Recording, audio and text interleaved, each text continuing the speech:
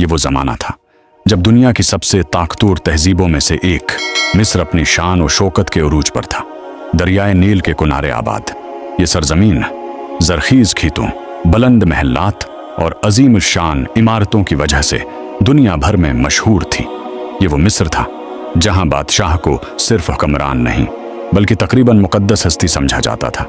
महलात संगमरमर से सुजे थे, सितूनों पर नक्श और नुगार बने थे और दरबार में सोने चांदी की चमक आंखों को खैरा कर देती थी।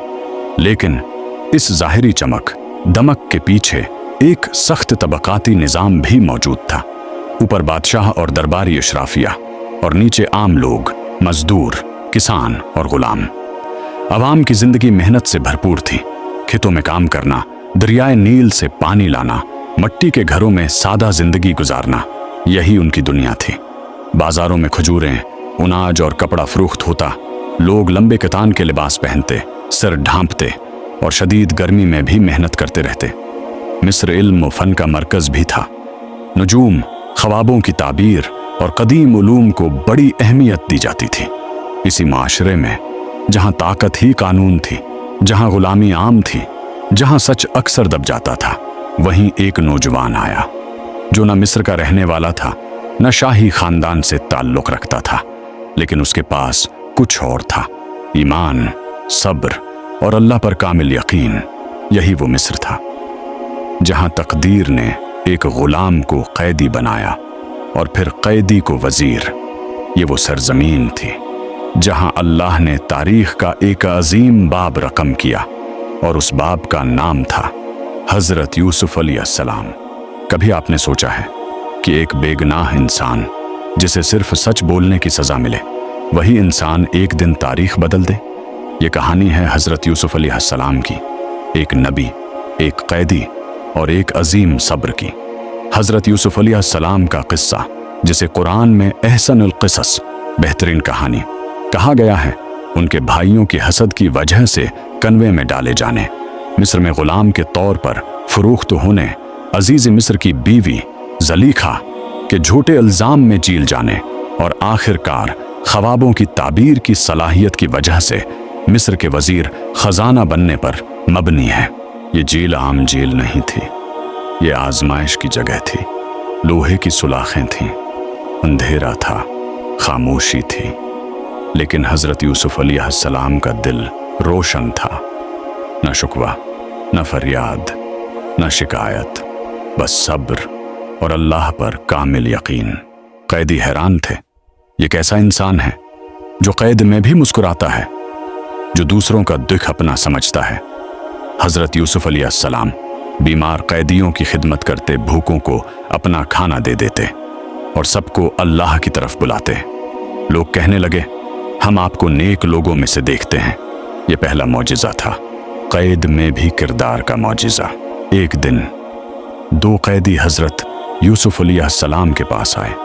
एक ने कहा, मैंने ख्वाब देखा कि मैं अंगूर निचोड़ रहा हूं।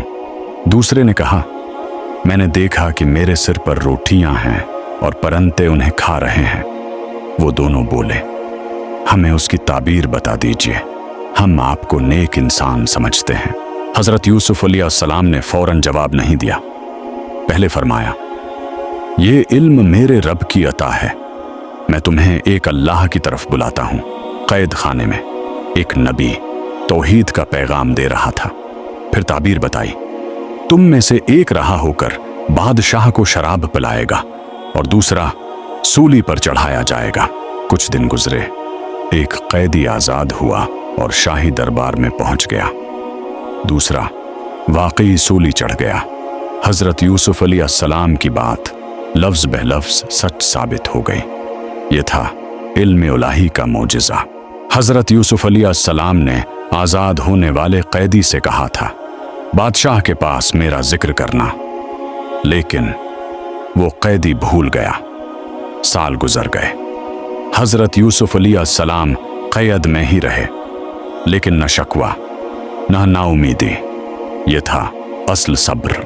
एक दिन मिस्र के बादशाह ने ख्वाब देखा, 7 मोटी गायें 7 दबली गायें खा रही हैं, 7 हरी बालियां 7 सूखी बालियां निगल रही हैं। दरबार खामोश था, कोई ताबीर न बता सका। तब अचानक इस कैदी को याद आया, जेल में एक शख्स है जो ख्वाबों की सच्ची ताबीर बताता है। वो हज़रत यूसुफ अलैहिस्सलाम के पास आया। हज़रत यूसुफ अलैहिस्सलाम ने ख्वाब की ताबीर बताई।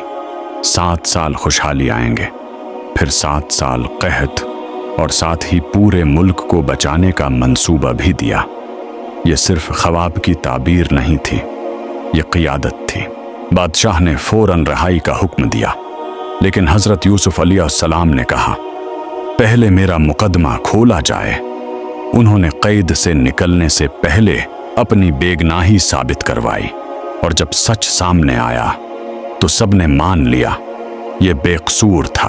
अगर आज आप अंधेरे में हैं, अगर आपके साथ नाइंसाफ़ी हुई है, तो याद रखें, कैद वक्ती होती है, अल्लाह का मंसूबा दायमी होता है। हज़रत यूसुफ अलैहिस्सलाम हमें सिखाते हैं, सब्र कभी ज़ाया नहीं जाता, पाकदामनी कभी नुकसान नहीं देती, और अल्लाह जब देता है तो शान से देता है।